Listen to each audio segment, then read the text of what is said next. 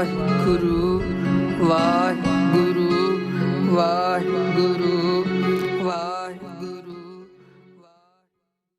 ਮਨੁੱਖ ਦਾ ਅਹੰਕਾਰ ਹੀ ਮਨੁੱਖ ਨੂੰ ਪਰਮਾਤਮਾ ਵੱਲ ਚੱਲਣ ਨਹੀਂ ਦਿੰਦਾ ਹੈ, ਕਿਉਂਕਿ ਜਿਸ ਦਿਨ ਮੈਂ ਦੀ ਯਾਤਰਾ ਕਰਦੇ ਹਾਂ, ਸਮਝ ਜਾਇਓ ਅਸੀਂ ਅਹੰਕਾਰ ਦੇ ਮਾਰਗ ਤੇ ਚੱਲ ਰਹੇ ਹਾਂ।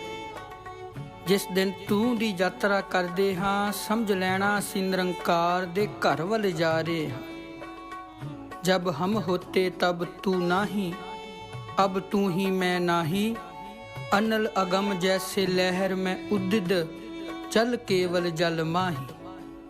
पंज वासना ने काम क्रोध लोभ मोह अहंकार, ਤਿੰਨ ਵਾਸ਼ਨਾ ਹਰ ਸਮੇਂ ਮਨ ਨਾਲ ਚਲਦੀਆਂ ਨੇ। ਕਾਮ ਨਹੀਂ ਜਾਂਦਾ ਹੈ। ਪਰਮਾਤਮਾ ਦੇ ਸਿਮਰਨ ਕਰਦਿਆਂ ਵੀ ਇਹ ਅੱਖਾਂ ਦੇ ਦੁਆਰਾ ਪਰ ਸੰਸਾਰ ਨੂੰ ਦੇਖਦਾ ਹੈ। ਫਿਰ ਲੋਭ ਨਹੀਂ ਜਾਂਦਾ ਹੈ। ਲੋਭ ਵੀ ਕੂਕਰ ਦੇ ਵਾਂਗ ਮਨੁੱਖ ਨੂੰ ਭਰਮਾ ਕੇ ਰੱਖਦਾ ਹੈ, ਚੌਂ ਕੁੰਟਾਂ ਵੱਲ ਤੋਰੀ ਰੱਖਦਾ। ਜਿਵੇਂ ਕੂਕਰ ਨੂੰ ਹਲਕਾ ਹੁੰਦਾ, ਲੋਭੀ ਬੰਦਾ ਵੀ ਇਸੇ ਤਰ੍ਹਾਂ ਹੋ ਜਾਂਦਾ ਹੈ। ਤੇ ਤੀਸਰਾ ਹੈ ਅਹੰਕਾਰ। ਪਾਠ ਕਰਦਿਆਂ ਵੀ, ਸਿਮਰਨ ਕਰਦਿਆਂ ਵੀ, ਦਾਨ ਪੁੰਨ ਕਰਦਿਆਂ ਵੀ ਮਨੁੱਖ ਸਮਝਦਾ ਹੈ ਕਿ ਮੇਰੇ ਵਰਗਾ ਕੋਈ ਦਾਨੀ ਨਹੀਂ ਹੈ। ਲੰਗਰ ਵੀ ਲਾਉਂਦਾ ਤੇ ਆਪਣੇ ਨਾਮ ਦਾ ਬੋਰਡ ਲਿਖਾਉਂਦਾ, ਮੇਰੇ ਵੱਲੋਂ ਲੰਗਰ ਲੱਗਾ ਹੈ। ਕਿਸੇ ਦੀ ਧੀ ਦਾ ਆਨੰਦ ਕਾਰਜ ਵੀ ਕਰਵਾਉਣਾ, ਫਿਰ ਵੀ ਆਖਦਾ ਇਹ ਮੈਂ ਕੀਤਾ ਹੈ। ਕਬੀਰ ਸਾਹਿਬ ਜੀ ਵਰਗੀ ਭਾਵਨਾ ਨਹੀਂ ਬਣਦੀ ਹੈ ਕਿ ਮੇਰਾ ਮੁਝ ਮੇਂ ਕਿਛ ਨਹੀਂ, ਜੋ ਕਿਛ ਹੈ ਸੋ ਤੇਰਾ, ਤੇਰਾ ਤੁਝ ਕੋ ਸੌਂਪਤੇ ਕਿਆ ਲਾਗੈ ਮੇਰਾ। ਇਹ ਜੱਗ ਵਿੱਚ ਕੋਈ ਵਿਰਲੇ ਨੇ ਜਿਹੜੇ ਇਹ ਗੱਲ ਆਖਦੇ ਨੇ, ਤੁਧ ਬਿਨ ਦੂਜਾ ਨਾਹੀ ਕੋਏ, ਤੂੰ ਕਰਤਾਰ ਕਰਹਿ ਸੋ ਹੋਏ। ਕਿ ਵਾਹਿਗੁਰੂ ਤੇਰੇ ਤੋਂ ਬਿਨਾ ਹੋਰ ਕੋਈ ਦੂਸਰਾ ਨਹੀਂ ਹੈ। ਪਰ ਕ੍ਰੋਧ ਤੇ ਮੋਹ ਇਹ ਕਦੀ ਕਦਾਈ ਆਉਂਦੇ ਨੇ। ਕ੍ਰੋਧ ਹੈ ਇੰਨਾ ਬਲੀਵਾਨ ਹੈ, ਇੱਕ ਪਲ ਘੜੀ ਵੀ ਆ ਜਾਵੇ ਤੇ ਘਰਾਂ ਦੇ ਘਰ ਬਰਬਾਦ ਕਰਕੇ ਚਲਿਆ ਜਾਂਦਾ ਹੈ। ਇਹ ਵਾਸ਼ਨਾ ਮਨੁੱਖ ਤੇ ਹਾਵੀ ਹੁੰਦੀਆਂ ਨੇ, ਪਰ ਅਹੰਕਾਰ ਦੀ ਵਾਸ਼ਨਾ ਪੜਿਆ ਮੂਰਖ ਆਖੀਐ, ਜਿਤ ਲੱਭ ਲੋਭ ਅਹੰਕਾਰ। ਧੰਨ ਗੁਰੂ ਪੰਜਵੇਂ ਪਾਤਸ਼ਾਹ ਮਹਾਰਾਜ ਜੀ ਬਖਸ਼ਿਸ਼ ਕਰਦੇ ਨੇ, ਹੈ ਜਨਮ ਮਰਨ ਮੂਲੰ ਅਹੰਕਾਰੰ ਪਾਪਾਤਮਾ, ਮਿੱਤਰੰ ਤਜੰਤ ਸੰਤ ਦ੍ਰਿੜੰਤ, ਅਨਕ ਮਾਇਆ ਬਸਥੀਰੀ ਨਹਿ। ਆਵੰਤ ਜਾਵੰਤ ਥਕੰਤ ਜੀਆ, ਦੁੱਖ ਸੁਖ ਬਹੁ ਭੋਗਨ ਹੈ। ਭ੍ਰਮ ਭਿਆਨ ਉਦਿਆਨ ਰਮਨੰ, ਮਹਾ ਬਿਕਟ ਅਸਾਧ ਰੋਗਨ ਹੈ। ਵੈਦਹੰ ਪਾਰ ਬ੍ਰਹਮ ਪਰਮੇਸ਼ਵਰ, ਅਰਾਧ ਨਾਨਕ ਹਰ ਹਰ ਹਰੇ। ਹੰਕਾਰ ਮਨੁੱਖ ਨੂੰ ਭਰਮਾਈ ਫਿਰਦਾ ਹੈ। ਕਾਂਛੀ ਦੀ ਧਰਤੀ ਹੈ, ਜਿੱਥੇ ਇੱਕ ਪੰਡਤ ਸਾਰੇ ਸੰਸਾਰ ਨੂੰ ਜਿੱਤ ਕੇ ਆਇਆ ਹੈ। ਬੜਾ ਵੱਡੀ ਇਹਨੇ ਇੱਕ ਬੈਲ ਗੱਡੀ ਰੱਖੀ ਹੈ। ਜਿਹੜੇ ਨਗਰ ਸ਼ਹਿਰ ਵਿੱਚ ਜਾਂਦਾ ਹੈ, ਉੱਥੋਂ ਦੇ ਵਿਦਵਾਨਾਂ ਨਾਲ ਗਿਆਨ ਚਰਚਾ ਕਰਦਾ ਹੈ। ਤੇ ਇਹਦਾ ਗਿਆਨ ਚਰਚਾ ਕਰਨ ਦਾ ਢੰਗ ਸੀ, ਜਿਹੜਾ ਹਾਰ ਜਾਂਦਾ ਸੀ ਉਹਦੇ ਤੋਂ ਸਾਰੀਆਂ ਪੁਸਤਕਾਂ ਲੈ ਲੈਂਦਾ ਸੀ। ਧਰਮ ਦੀਆਂ ਗ੍ਰੰਥ ਸਾਰੇ ਉਹਦੇ ਕੋਲ ਲੈ ਕੇ ਆਪਣੇ ਗੱਡੇ ਤੇ ਰੱਖ ਲੈਂਦਾ ਸੀ। ਇਹਨੇ ਕਈ ਪਿੰਡਾਂ ਸ਼ਹਿਰਾਂ ਵਿੱਚ ਜਿੱਤ ਪ੍ਰਾਪਤ ਕੀਤੀ ਤੇ ਮੋਟੇ ਸਾਰੇ ਅੱਖਰਾਂ 'ਚ ਲਿਖਿਆ ਸੀ ਕਿ ਸਮੂਹ ਜਿੱਤ ਪੰਡਤ, ਭਾਵ ਮੇਰਾ ਨਾਂ ਸਮੂਹ ਜਿੱਤ ਹੈ, ਮੈਨੂੰ ਅੱਜ ਤੱਕ ਕੋਈ ਹਰਾ ਨਹੀਂ ਸਕਦਾ ਹੈ। ਕਿਉਂਕਿ ਬਹੁਤੀ ਵਿਦਿਆ ਵੀ ਬੰਦੇ ਨੂੰ ਅਹੰਕਾਰੀ ਬਣਾ ਕੇ ਰੱਖ ਦਿੰਦੀ ਹੈ, ਕਿਉਂਕਿ ਮੈਂ ਦੀ ਯਾਤਰਾ ਅਹੰਕਾਰ ਦੀ ਯਾਤਰਾ ਹੈ। ਇਹ ਸਾਰੇ ਨਗਰਾਂ ਨੂੰ ਜਿੱਤ ਕੇ ਕਾਂਛੀ ਵਿੱਚ ਆ ਜਾਂਦਾ ਹੈ, ਜਿੱਥੇ ਮਨ ਨੂੰ ਸ਼ਾਂਤੀ ਦੇਣ ਵਾਲੇ ਦਇਆ ਦੇ ਪੁੰਜ, ਦਇਆ ਦੇ ਸਾਗਰ, ਨਿਮਰਤਾ, ਰਸਨਾ ਤੇ ਪਰਮਾਤਮਾ ਦਾ ਸਿਮਰਨ ਤੇ ਭਗਤਾਂ ਦੀ ਚਾਲ, ਉਹ ਧੰਨ ਧੰਨ ਭਗਤ ਕਬੀਰ ਸਾਹਿਬ ਜੀ ਇਸ ਨਗਰੀ ਵਿੱਚ ਬੈਠੇ ਹੋਏ ਨੇ। ਕਬੀਰ ਮੇਰੀ ਸਿਮਰਨੀ, ਰਸਨਾ ਉੱਪਰ ਰਾਮ, ਆਦ ਜੁਗਾਦੀ ਸਗਲ ਭਗਤ ਤਾਂਕੋ ਸੁਖ ਬਿਸਰਾਮ। ਇੱਥੇ ਉਹ ਬੈਠੇ ਨੇ ਜਿਨ੍ਹਾਂ ਨੇ ਹੰਕਾਰ ਨੂੰ ਮਕਾ ਕੇ ਰੱਖਿਆ ਹੋਇਆ ਹੈ, ਵਾਸ਼ਨਾਵਾਂ ਨੂੰ ਦੂਰ ਕੀਤਾ ਵੈ, ਆਪਣੇ ਮਨ ਨੂੰ ਪਰਮਾਤਮਾ ਨਾਲ ਇੱਕ ਕਰਕੇ ਜੋੜਿਆ ਹੋਇਆ। ਇਹ ਪੰਡਤ ਇਸ ਨਗਰੀ ਆਪਣੀ ਵਿੱਚ ਆਇਆ ਹੈ ਕਿ ਹੁਣ ਮੈਂ ਸਾਰੇ ਸੰਸਾਰ ਨੂੰ ਜਿੱਤ ਲਿਆ। ਦੇਖੋ ਮੈਂ ਕਿੰਨਾ ਗੱਡਾ ਇਹਨਾਂ ਕਿਤਾਬਾਂ ਨਾਲ ਭਰਿਆ ਹੈ। ਸਾਰੇ ਲੋਕ ਦੇਖਦੇ ਨੇ ਪੰਡਤ ਨੇ ਆਪਣਾ ਨਾਂ ਹੀ ਸਮੂਹ ਜਿੱਤ ਪੰਡਤ ਰੱਖ ਲਿਆ ਹੈ। ਆਪਣੇ ਘਰ ਆਇਆ ਹੈ, ਆਪਣੀ ਮਾਂ ਕੋਲ ਬੈਠ ਗਿਆ ਹੈ।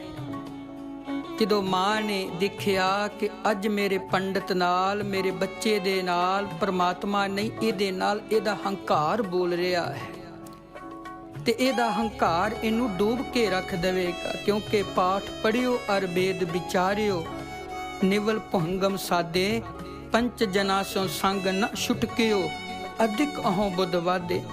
ਪਿਆਰੇ ਇਦ ਬਿਦ ਮਿਲ ਨਾ ਜਾਈ, ਮੈਂ ਕੀਏ ਕਰਮ ਅਨੇਕਾ, ਹਾਰ ਪਰਿਓ ਸੁਆਮੀ ਕੇ ਦੁਆਰ, ਦੀਜੇ ਬੁੱਧ ਵਿਵੇਕਾ। ਮਾਂ ਸਮਝ ਗਈ ਕਿ ਮੇਰੇ ਪੁੱਤਰ ਦੇ ਨਾਲ ਹੰਕਾਰ ਚੱਲ ਰਿਹਾ ਹੈ।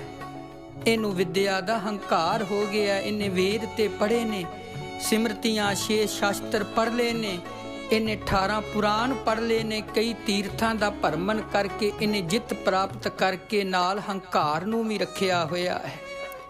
ਮਾਂ ਲਾਗੇ ਬੈਠ ਗਿਆ। ਮਾਂ ਪ੍ਰਸ਼ਾਦਾ ਪਕਾਉਣ ਲੱਗੀ ਹੈ। ਹੁਣ ਮਾਂ ਹੀ ਇੱਕ ਰਸਤਾ ਹੈ। ਗੁਰਦੇਵ ਮਾਤਾ, ਗੁਰਦੇਵ ਪਿਤਾ, ਗੁਰਦੇਵ ਸੁਆਮੀ ਪਰਮੇਸ਼ਰਾ। ਮਾਂ ਹੁਣ ਰਸਤਾ ਦਿਖਾਉਣ ਲੱਗੀ। ਮਾਂ ਕਹਿੰਦੀ ਬੇਟਾ ਤੂੰ ਨਾ ਤੇ ਆਪਣਾ ਸਮੂਹ ਜਿੱਤ ਪੰਡਤ ਰੱਖਿਆ ਹੈ, ਪਰ ਤੂੰ ਅਜੇ ਸਾਰਿਆਂ ਨੂੰ ਨਹੀਂ ਜਿੱਤਿਆ। ਕਹਿੰਦਾ ਮਾਂ ਆ ਦੇਖ ਕਿੱਡੀ ਵੱਡੀ ਬੈਲ ਗੱਡੀ ਹੈ, ਇਹ ਮੈਂ ਪੰਡਤਾਂ ਨੂੰ ਹਰਾ ਕੇ, ਵਿਦਵਾਨਾਂ ਨੂੰ ਹਰਾ ਕੇ ਇਹ ਗ੍ਰੰਥ ਰੱਖੇ ਨੇ, ਮੇਰੀ ਜਿੱਤ ਦੀ ਨਿਸ਼ਾਨੀ ਹੈ। ਹੰਕਾਰ ਬੋਲਦਾ ਨਾ। ਮਾਂ ਆਖਣ ਲੱਗੀ ਨਹੀਂ ਬੇਟਾ, ਇਸ ਨਗਰੀ ਵਿੱਚ ਇੱਕ ਕਬੀਰ ਸਾਹਿਬ ਜੀ ਵੀ ਰਹਿੰਦੇ ਨੇ ਜਿਨ੍ਹਾਂ ਨੂੰ ਤੂੰ ਅਜੇ ਜਿੱਤ ਨਹੀਂ ਸਕਿਆ ਹੈ। ਕਹਿੰਦਾ ਕਬੀਰ ਜੀ ਨੂੰ ਕਿਉਂ ਨਹੀਂ ਜਿੱਤਿਆ, ਮੈਂ ਉਹਨਾਂ ਨੂੰ ਵੀ ਜਿੱਤ ਕੇ ਵਿਖਾਵਾਂਗਾ। ਅਜੇ ਬੁਰਕੀ ਤੋੜੀ ਹੈ, ਰੱਖ ਦਿੱਤੀ ਕਿ ਮਾਂ ਮੈਂ ਪ੍ਰਸ਼ਾਦਾ ਬਾਅਦ ਵਿੱਚ ਛਕਾਂਗਾ, ਪਹਿਲਾਂ ਮੈਂ ਕਬੀਰ ਸਾਹਿਬ ਨੂੰ ਜਿੱਤ ਕੇ ਆਉਣਾ ਹੈ। ਇਹ ਹੰਕਾਰ ਵਿੱਚ ਤੁਰਿਆ ਤੁਰਿਆ ਕਬੀਰ ਸਾਹਿਬ ਜੀ ਦੇ ਘਰ ਪਹੁੰਚ ਗਿਆ। ਆ ਕੇ ਕੁੰਡਾ ਖੜਕਾਇਆ ਤਾਂ ਕਬੀਰ ਸਾਹਿਬ ਜੀ ਦੀ ਮਾਤਾ ਨੀਮਾ ਜੀ ਘਰ ਤੋਂ ਬਾਹਰ ਨਿਕਲੇ ਨੇ। ਕਿ ਪੰਡਤ ਜੀ ਆਏ ਨੇ, ਹੱਥ ਜੋੜੇ, ਆਓ ਪੰਡਤ ਜੀ ਅੰਦਰ ਆਓ। ਕਹਿੰਦੇ ਨਹੀਂ, ਕਬੀਰ ਸਾਹਿਬ ਜੀ ਨੂੰ ਬਾਹਰ ਕੱਲੋ। ਹੁਣ ਹੰਕਾਰ ਬੋਲਦਾ ਹੈ ਕਿ ਮੈਂ ਐਡਾ ਵੱਡਾ ਪੰਡਤ ਤੇ ਮੈਂ ਕਬੀਰ ਸਾਹਿਬ ਜੀ ਨਹੀਂ, ਕਬੀਰ ਸਾਹਿਬ ਮੈਨੂੰ ਮਿਲ ਲਾਉਣਗੇ। ਫਿਰ ਮਾਂ ਨੇ ਕਿਹਾ ਪੰਡਤ ਜੀ ਕਬੀਰ ਅੰਦਰ ਹੀ ਹੈ, ਤੁਸੀਂ ਮਿਲ ਲਓ। ਆਖਣ ਲੱਗਾ ਨਹੀਂ, ਕਬੀਰ ਸਾਹਿਬ ਨੂੰ ਬਾਹਰ ਕੱਲੋ। ਜਾ ਕੇ ਮਾਂ ਨੇ ਕਿਹਾ ਕਬੀਰ ਬਾਹਰ ਪੰਡਤ ਜੀ ਆਏ ਨੇ। ਜਦੋਂ ਕਬੀਰ ਸਾਹਿਬ ਜੀ ਬਾਹਰ ਆਏ, ਹੱਥ ਜੋੜੇ, ਨਮਰਤਾ ਸਹਿਤ ਨਮਸਕਾਰ ਕੀਤੀ। ਆਓ ਪੰਡਤ ਜੀ। ਇਹ ਹੰਕਾਰੀ ਪੰਡਤ ਆਖਣ ਲੱਗਾ ਮੇਰਾ ਨਾਂ ਸਮੂਹ ਜਿੱਤ ਪੰਡਤ ਹੈ, ਮੈਂ ਸਾਰੇ ਸ਼ਹਿਰਾਂ ਪਿੰਡਾਂ ਦੇ ਵਿਦਵਾਨ ਪੰਡਤਾਂ ਨੂੰ ਜਿੱਤ ਕੇ ਆਇਆ ਹਾਂ।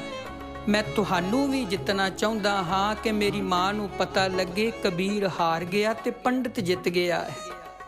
ਕਬੀਰ ਜੀ ਹੱਸ ਕੇ ਆਖਣ ਲੱਗੇ ਪੰਡਤ ਜੀ ਅਸੀਂ ਗਿਆਨ ਚਰਚਾ ਕੀ ਕਰਨੀ, ਮੈਂ ਆਪ ਹੀ ਕਹਿ ਦਿੰਦਾ ਹਾਂ ਕਿ ਤੁਸੀਂ ਜਿੱਤੇ ਹੋ ਤੇ ਮੈਂ ਹਾਰਿਆ ਹਾਂ। ਅੱਜ ਕਬੀਰ ਹਾਰ ਗਿਆ ਤੇ ਸਮੂਹ ਜਿੱਤ ਪੰਡਤ ਜਿੱਤ ਗਿਆ। ਕਹਿੰਦਾ ਨਹੀਂ, ਮੇਰੀ ਮਾਂ ਨੂੰ ਵਿਸ਼ਵਾਸ ਨਹੀਂ ਹੋਣਾ ਹੈ। ਕਬੀਰ ਸਾਹਿਬ ਜੀ ਲਿਖ ਕੇ ਦਿਓ, ਥੱਲੇ ਆਪਣੇ ਦਸਖਤ ਕਰੋ।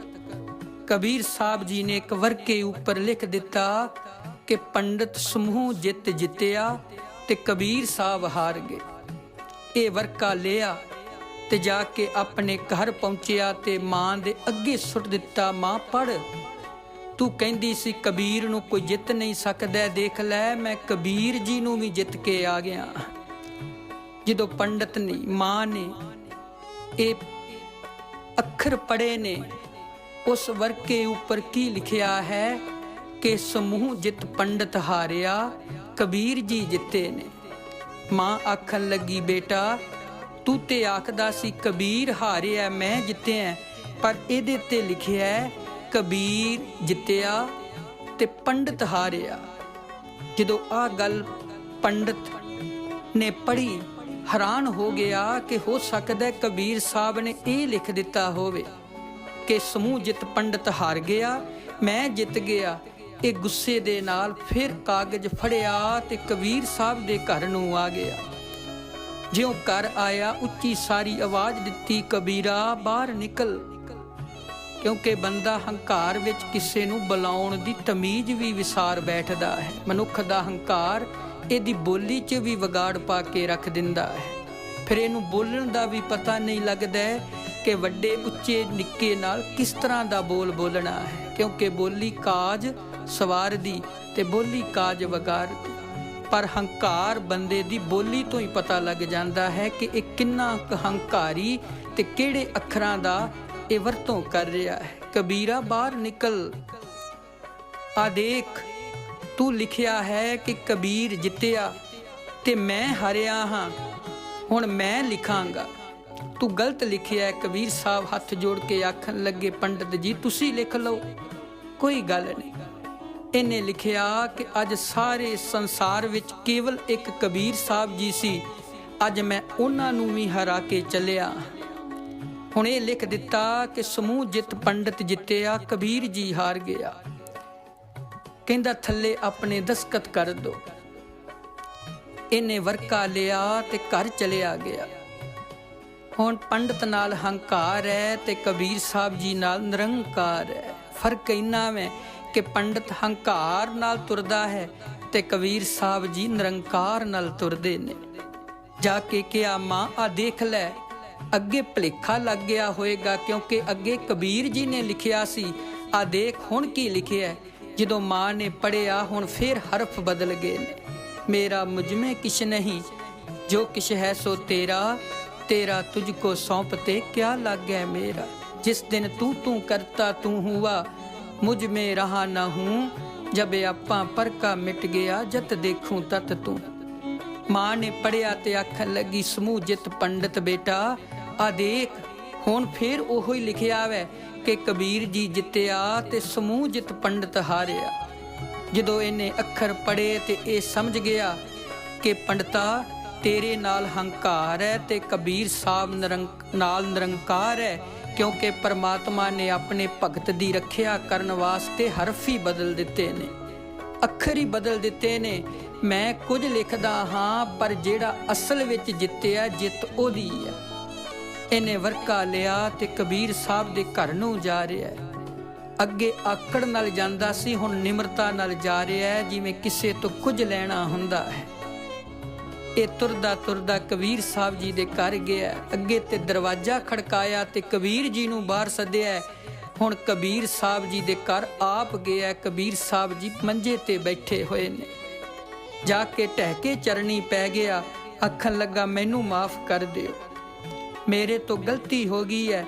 मैं हंकार करके बैठ गया सी कि मैं सारियां नूं जित लिया, पर अज मैं समझ गया जिहड़े परमात्मा नूं जित लैंदे असल विच जित उन्हां दी हुंदी है। हथ जोड़े माफ़ी मंगी। कबीर साहब जी ने उस समय श्लोक उच्चारण किया, कबीर सब ते हम बुरे, हम तज पलो सब कोए, जिन ऐसा कर बुझिया मीत हमारा सोए। कबीर साहब जी आखन लगे, सारा संसार चंगा है। पंडित जी ਤੁਸੀਂ ਪੜ੍ਹ ਕੇ ਵੀ ਹੰਕਾਰ ਨੂੰ ਨਾਲ ਲੈ ਕੇ ਚੱਲਦੇ ਸੀ। ਕਿਆ ਪੜ੍ਹੀਏ, ਕਿਆ ਗੁਣੀਏ, ਕਿਆ ਵੇਦ ਪੁਰਾਨਾ ਸੁਣੀਏ। ਜੇ ਪੜ੍ਹਨਾ ਵੈ ਤੇ ਹੰਕਾਰ ਨਹੀਂ ਕਰਨਾ, ਸਗੋਂ ਨਿਰੰਕਾਰ ਨੂੰ ਪਾਉਣਾ ਹੈ। ਵਿਦਿਆ ਦਾ ਮਾਣ ਨਹੀਂ, ਵਿਦਿਆ ਪਰਮਾਤਮਾ ਵੱਲੋਂ ਦਿੱਤਾ ਹੋਇਆ ਤੀਸਰਾ ਨੇਤਰ। ਇਸ ਕਰਕੇ ਪੰਡਿਤ ਜੀ ਤੁਸੀਂ ਸਮੂਹ ਜਿੱਤ ਪੰਡਿਤ ਲਿਖਿਆ ਸੀ, ਪਰ ਅੱਜ ਤੁਸੀਂ ਪਰਮਾਤਮਾ ਦੇ ਘਰ ਵੱਲ ਹਾਰ ਗਏ। ਕਹਿੰਦਾ ਮੈਨੂੰ ਮਾਫੀ ਦਿਓ ਕਬੀਰ ਸਾਹਿਬ ਜੀ, ਮੈਂ ਸਮਝ ਗਿਆ ਤੁਸੀਂ ਜਿੱਤੇ ਹੋ। ਕਿਉਂਕਿ ਜਿਹੜਾ ਮਨੁੱਖ ਸਮਝ ਜਾਂਦਾ ਹੈ ਕਿ ਜਿਹੜਾ ਪਰਮਾਤਮਾ ਦੇ ਮਾਰਗ ਤੇ ਚੱਲਦਾ ਹੈ, ਉਹ ਫਿਰ ਇਹ ਗੱਲ ਨੂੰ ਪਕੜ ਲੈਂਦਾ ਹੈ, ਹਮ ਨਹੀਂ ਚੰਗੇ ਬੁਰਾ ਨਹੀਂ ਕੋਏ, ਪ੍ਰਣਵਤ ਨਾਨਕ ਤਾਰੇ ਸੋਏ। ਕਹਿ ਕੇ ਮਾਫੀ ਮੰਗੀ। ਕਬੀਰ ਸਾਹਿਬ ਜੀ ਨੂੰ ਨਾਲ ਖੜਿਆ ਘਰ। ਸਭ ਤੋਂ ਪਹਿਲਾਂ ਇਹਨੇ ਬੈਲ ਗੱਡੀ ਦੇ ਉੱਪਰੋਂ ਇਹ ਨਿਸ਼ਾਨ ਲਾਇਆ ਕਿ ਸਮੂਹ ਜਿੱਤ ਪੰਡਿਤ, ਇਹ ਲਾ ਕੇ ਰੱਖ ਦਿੱਤਾ। ਉਸ ਦਿਨ ਤੋਂ ਇਹ ਪੰਡਿਤ ਇੰਨਾ ਨਿਮਰਤਾ ਵਾਲਾ ਹੋ ਗਿਆ ਕਿ ਕਬੀਰ ਸਾਹਿਬ ਜੀ ਨੂੰ ਆਪਣਾ ਗੁਰੂ ਧਾਰਨ ਕਰ ਲਿਆ। ਧੰਨ ਧੰਨ ਭਗਤ ਕਬੀਰ ਸਾਹਿਬ ਜੀ, ਜਿਨ੍ਹਾਂ ਨੂੰ ਕਾਂਛੀ ਨੂੰ ਸਮਝਾ ਦਿੱਤਾ ਭਾਵੇਂ ਲੋਕ ਆਖਦੇ ਸੀ ਕਬੀਰ ਪਾਗਲ ਹੈ, ਪਰ ਕੌਣ ਦੱਸੇ ਕਾਂਸ਼ੀ ਪਾਗਲਾਂ ਦੀ, ਤੇ ਸਮਝਾਉਣ ਵਾਲਾ ਸਿਆਣਾ ਕੇਵਲ ਇੱਕ ਕਬੀਰ ਸਾਹਿਬ ਜੀ ਹੈ। ਤਾਣਾ ਬੂਣਾ ਬੁਣਦਿਆਂ ਕਬੀਰ ਸਾਹਿਬ ਜੀ ਵੀ ਪਰਮਾਤਮਾ ਨਾਲ ਇੱਕ ਮਿੱਕ ਹੋ ਗਏ ਸੀ। ਸਾਰੇ ਆਖੋ ਜੀ ਧੰਨ ਧੰਨ ਭਗਤ ਕਬੀਰ ਸਾਹਿਬ ਜੀ, ਧੰਨ ਧੰਨ ਭਗਤ ਕਬੀਰ ਸਾਹਿਬ ਜੀ ਮਹਾਰਾਜ।